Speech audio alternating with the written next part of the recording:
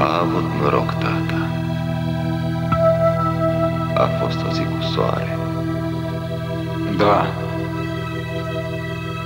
Dar la înmormântarea mamei, țineți minte turnaca cu găleata. Mama a murit între noi. Dar tătuță, singur el în casă. O cană de apă n-a avut cine să-i dea.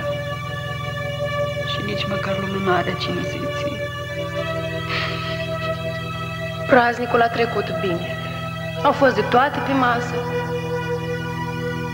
Numai praznicul nu pot înțelege. Mâncare, băutură, vorbăraie, gloata.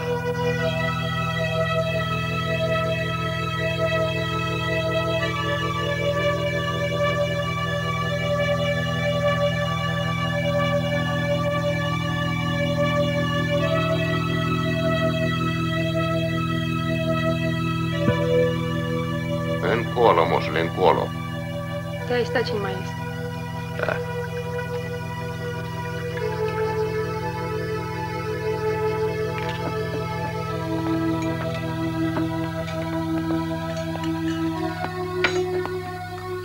Intră în casă, va, Dimitruț.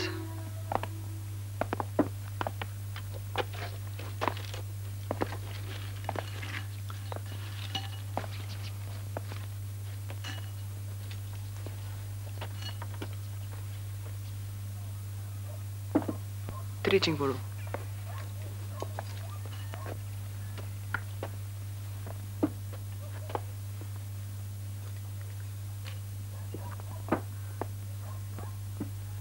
Vino și mă ajută.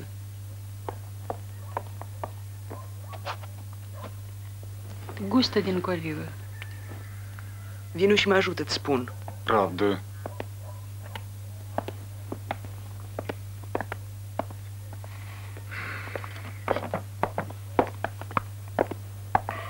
Ba, Dimitruță, ține de sufletul tatei.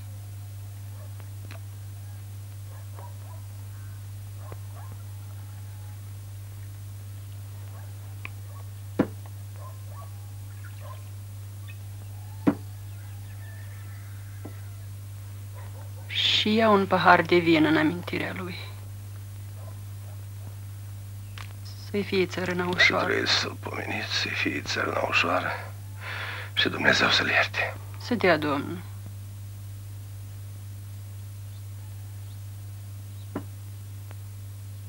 Șez.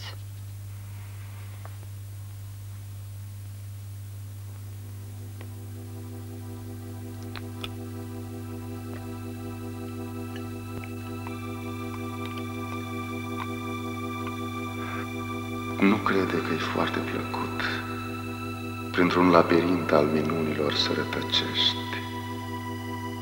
încălcite, oricare splendori amintesc labirintul de piatră, doar că aceste priveliști cu vremea te fac să iei încântare de izbândă, însă care nu este izbânda ce-o răvneai.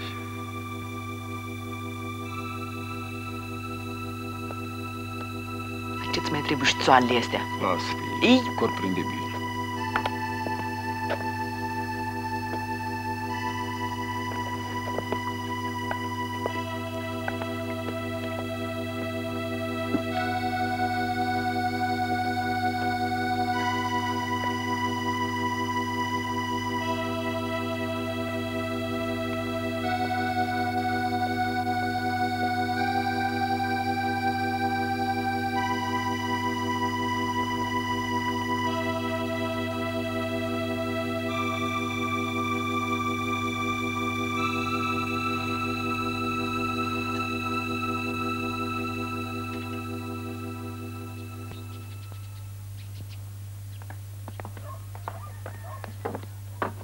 Ba da, proaste.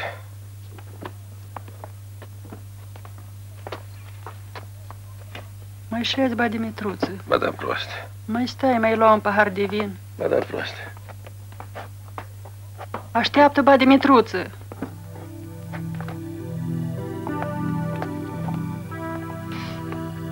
Oare ori încăpea mașina? Ori încăpea.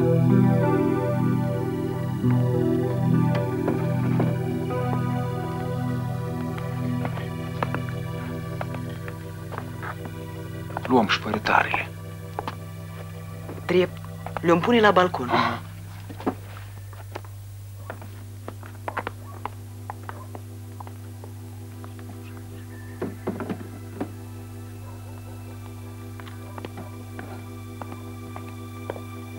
Ce mai faci, soră?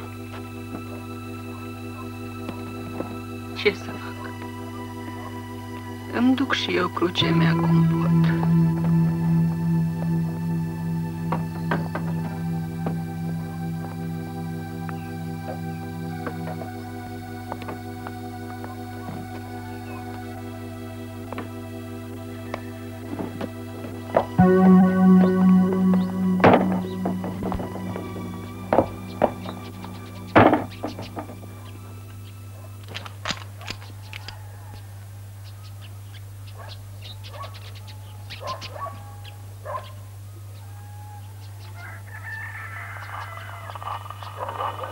Jocul nostru de copii, cu feți frumoși ca în povești, de atâtea visuri ne-am legat. Îți amintești, îți amintești. Când vin aici, îmi pare că încep viața de la început. Haide acum acasă. N-am învățat, n-am lucrat, n-am colindat. Îți amintești, îți amintești. N-am colindat din oraș în oraș. De-ai fi știut că n-aș N-am făcut nimic. Totul e înainte. Ca în versul tristelor sonete, mă-ntreb dacă ai mai fi plecat. Dar razi atâta mi-au rămas, să plâng că ai fost și nu E cânticul lui Costache. Și să te întreb, E ca așa și el câteodată, sărmanul, punea patifocul, slobozea mult cercovin, ștopea noaptea cu gândurile. Cum mă mai duci, mătușă Odoche? Ioane, Ioane, pe Ionul are Odoche.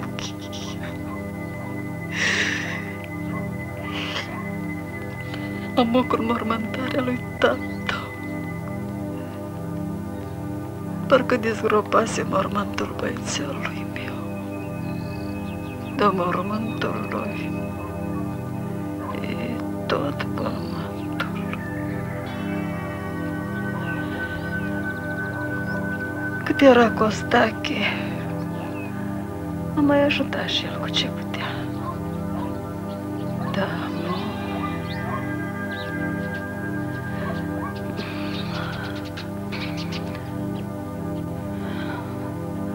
ia că ce vreau să te rog, Ioane,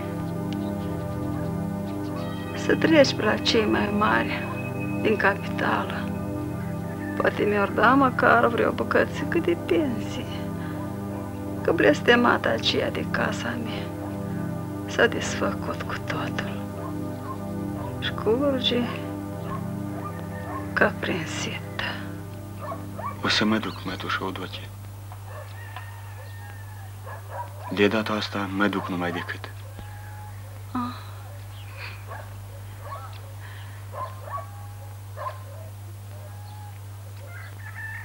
Bătă proaste.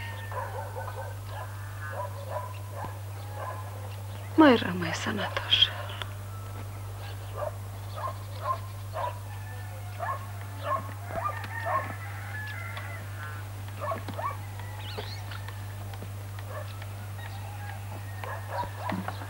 Oare ce-o fi în lada asta? Hai să deschidem și să vedem. Așa, stai. Ține bine, să nu cadă piernele. Așa. A unde să le ducem? Vino după mine.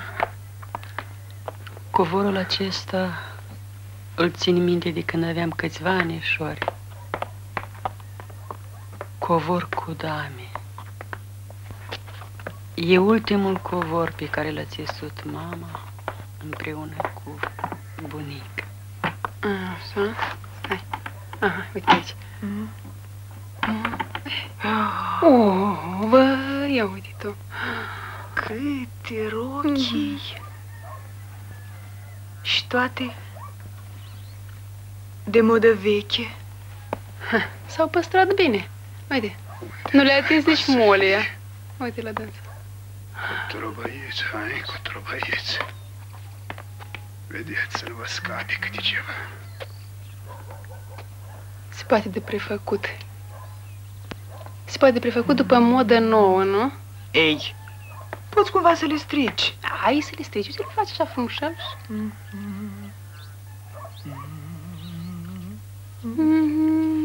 Ai cum? Mă prinde? Grozav, nu? Chirița în provincie, nu altă.